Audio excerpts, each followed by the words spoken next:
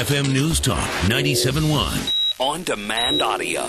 Jesse Jackson Jr.'s seat in Illinois, everyone thought that this is, it's a dynasty. It's a political dynasty. And everyone thought that this seat would just go to whomever Chicago Democrats wanted to appoint for this seat.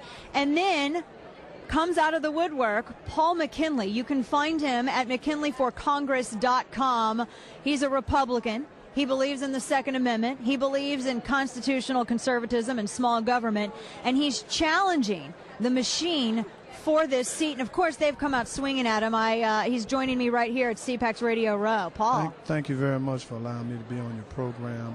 First of all, I'd like to say that Chicago has the highest murder rate than Chihuahua, Mexico. More people are murdered in Chicago than has been killed in Iraq and Afghanistan together. And for a city to have this level of violence that had to bring the President of the United States about a murder, need to focus in on the corruption that leads to the murder in the city of Chicago. Now, this is the same city that has governors going to jail. This is the same city that has aldermen, commissioners. There's a trial of a commissioner that's under indictment right now. Yeah. So this city is one of the most corrupt cities. And I would like to say, I saw how the governor went in and took over Detroit. We would like to ask the president to come in and take over the city of Chicago from the corruption that we have in the city of Chicago. Chicago is so corrupt. And let me say this to you, and I don't want to be funny about this because it's a very serious matter. When you're dealing with the city of Chicago, you have to understand the mechanism. The city of Chicago is ran by a machine, and the machine ain't white and it ain't black. The machine don't care how old you is or how young you is. The machine need money.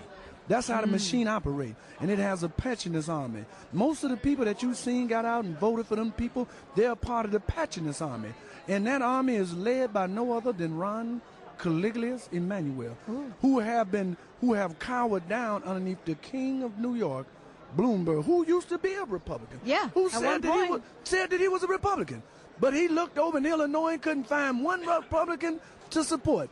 He supported a Democrat, and he supported a Democrat that was in support of banning your Second Amendment. Yeah, and that's the thing. People, especially when you're in a city with a high crime rate, you want people to have that free civil right to be able to protect themselves. I keep thinking of Otis McDonald when he was battling the government, the huge Second Amendment case, McDonald versus Chicago. They were trying to tell him he was tired of the crime in his neighborhood. He wanted to be able to have a handgun, carry a handgun. They told him no, went to Supreme Court, ruled in his favor. This is something where, as Rahm Emanuel said, he said it wasn't Chicago values, apparently. He talks about Chicago values. Went after Chick-fil-A, when it goes after the Second Amendment.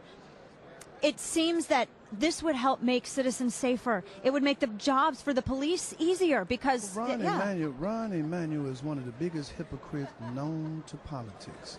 First of all, when the man from the NRA, came out and said that... we need to look at the video games. We need to look at when he came out and said that, Ron Emanuel led the charge in attacking him, saying we don't need no security at school. And every time his daughter go to school, they're led with security. Every time you see Ron Emanuel, he got armed security around Chicago police. Why can't other Chicago kids have security? No, why can't he not have no security? Right. Let's talk the other way around. If he's so much of a libertarian, start with your family first. Start not having no police guard in your family. Right. Chicago already had a gun ban. It had a gun ban for 27 years under the tyrannical rule of Mayor Daley. Now, I'd like to say something about this whole gun ban thing. How are you going to talk about a gun ban and not deal with what's really going on? Yeah. Narco-terrorism. How are you going to talk about the violence in Chicago and not talk about narco-terrorism? Wherever there is a bunch of drugs, there's a bunch of guns. You can't sell drugs without guns. So the same people that's pushing drugs is the same people that's pushing guns. Look, I'm an ex-offender, and I'm trying to stop a next offender. And it might be the candidate that's trying to get in office. That might be the next offender I may have to stop.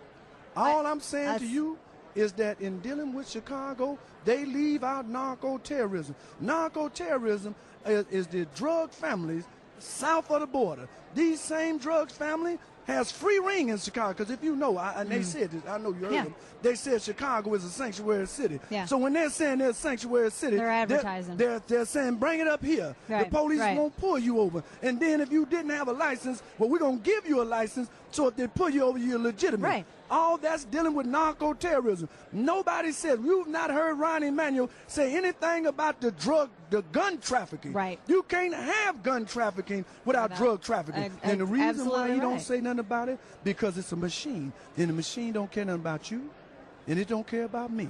It don't even care about that little girl that got killed a couple days ago. No. Where was the president now? Now, a 5-year-old girl that got killed. How come you didn't come on back to Chicago? Right. It's in his backyard. The problem ain't solved. I want to ask you, you said something very interesting because, you know, I've read, because the left has come out after you. Of course, you take a stand, and especially in Chicago, they're going to come out after you.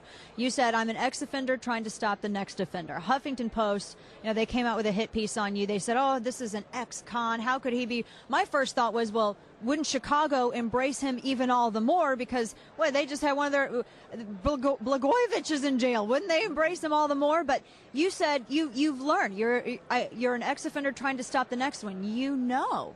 You've been there. Well, they just voted for Jesse Jr. 150,000 people voted for him. Even after they already saw for 6 months that he wouldn't even come and vote and go to Congress. Even though it was already clear that he was going to get indicted and go to jail. Right. And they voted for him anyway. The mainstream media has a hypocrisy. They don't speak.